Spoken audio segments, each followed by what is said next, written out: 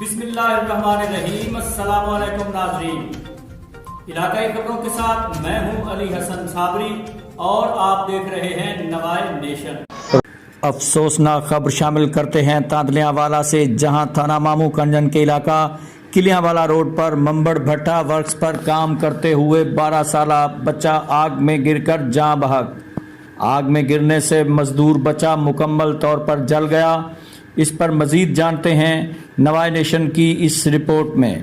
حمزہ نامی مزدور ممبڑ بھٹا پر کام کر رہا تھا کہ اچانک آگ میں گر گیا۔ آگ میں گرنے سے حمزہ مکمل طور پر جل گیا۔ اطلاع ملتے ریسکیو ٹیم، فائر بریگیڈ اور ڈی ایس پی ناصر مشتاق بھی موقع پر پہنچ گئے۔ علاقہ مکینوں کی کثیر تعداد بھی موقع پر پہنچ گئی۔ لاش نکالنے کے لیے بھٹا کی آگ کو بجھا دیا گیا۔ ریسکیو کا آپریشن 2 گھنٹے جاری رہا۔ مزدور کی لاش مکمل جلنے کے بعد صرف ہڈیاں ہی مل سکیں۔